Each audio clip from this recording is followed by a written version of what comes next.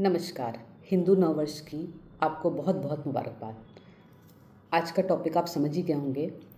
आज का टॉपिक है हमारा हिंदू नववर्ष या हिंदू कैलेंडर, जिसे कि विक्रम संवत कहते हैं। विक्रम संवत की शुरुआत महाराजा विक्रमादित्य ने अपनी जीत के उपलक्ष्य में की थी। यह ग्रेगोरियन कैलेंडर से 57 ईयर्स आगे चलता है। पारंपरिक त्यौहार हैं, जितने भी मुहूर्त हैं, उसका निर्धारण विक्रम संवत के हिसाब से ही होता है। जैसे कि इस बार 19 मार्च को 2083 विक्रम संवत की शुरुआत हुई। तो आप देखोगे हमारा जो ग्रेगोरियन कैलेंडर है उसमें 2026 ईयर हम लोग यूज़ करते हैं, जो कि यूनिवर्सली एक्सेप्टेबल है। बट सनातन धर्म में विक्रम संवत या हिंदू कैलेंडर को बहुत ज़्यादा मान्यता दी जाती है।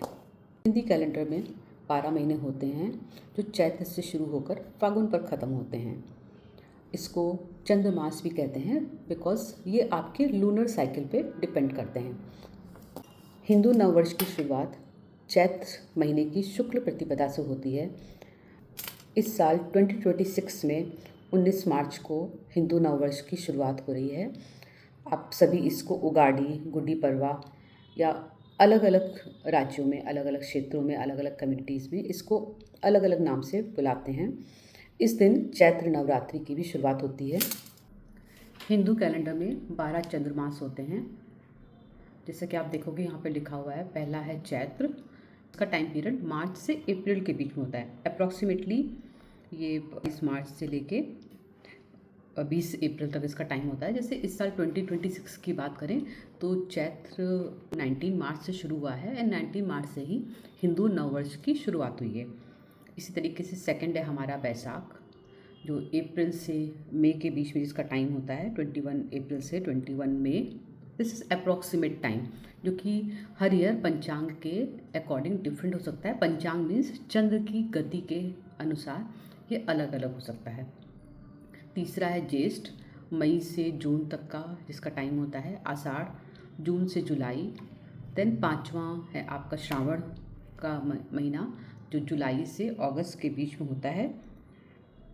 अप्रॉक्सीमेटली 23 जुलाई के आसपास इसकी शुरुआत होती है और ये 22 अगस्त तक इसका टाइम होता है, जो कि एक दो दिन आगे पीछे वेरी कर सकता है। छठा देखेंगे भाद्रपद, जो कि 23 अगस्त से लेके 22 सितंबर तक होता है। देन अश्विन, सितंबर अक्टूबर।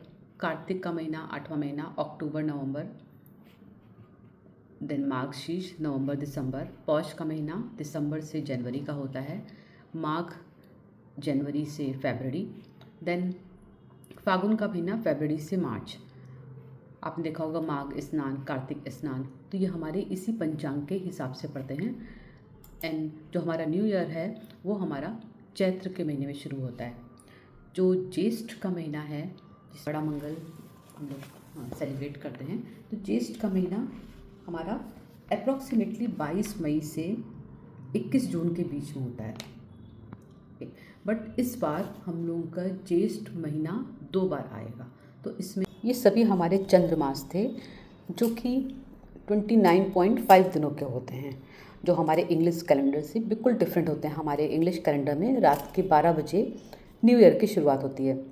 ऐसा हमारे हिंदी कैलेंडर में नहीं होता है। ये हमारे लूनर साइकिल पे डिपेंड करते हैं कि लूनर साइकिल किस टाइम पर 29.5 डेज़ की पूरी हो रही है। तो अगर 29.5 डेज़ से हम कैलकुलेट करें तो ये हमारे 354 डेज़ होते हैं।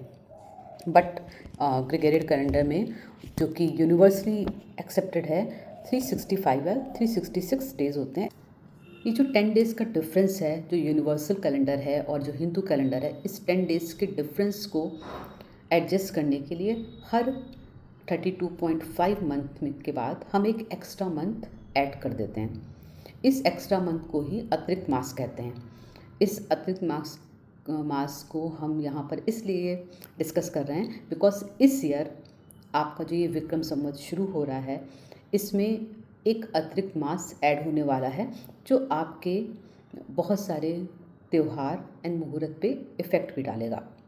सिंपल लैंग्वेज में समझना चाहें तो हम इसको ये कह सकते हैं, चंद्र वर्ष और सौर वर्ष में 10 दिन का डिफरेंस होता है। इस 10 दिन के डिफरेंस को एडजस्ट करने के लिए एक अतिरिक्त मास 32.5 महीने के बाद ऐड किया जाता है, जिसको कि मल मास, अतिरिक्त मास या अधिक मास कहते हैं।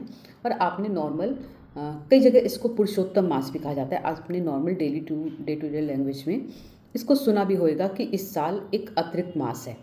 हिंदू कैलेंडर में इस साल 12 महीने की जगह 13 महीने होंगे, या जो एक वर्ष है, इस वर्ष में ज्येष्ठ मास जो है 2 बार होएगा, तो जिसको कि इसे अधिक मास कहते हैं। ये अधिक मास 17 मई से 15 जून के बीच में है। स्पिरिचुअल अवेकनिंग के टाइम के लिए बहुत अच्छा माना जाता है। बाकी इन दिनों बाकी अन्य शुभ कार्य, शादी, गृह प्रवेश या नए काम किसी की भी शुरुआत नहीं करते हैं, बट आप अपनी स्पिरिचुअल अवेकनिंग के लिए इसको एक डिवाइन ब्लेसिंग मान सकते हैं।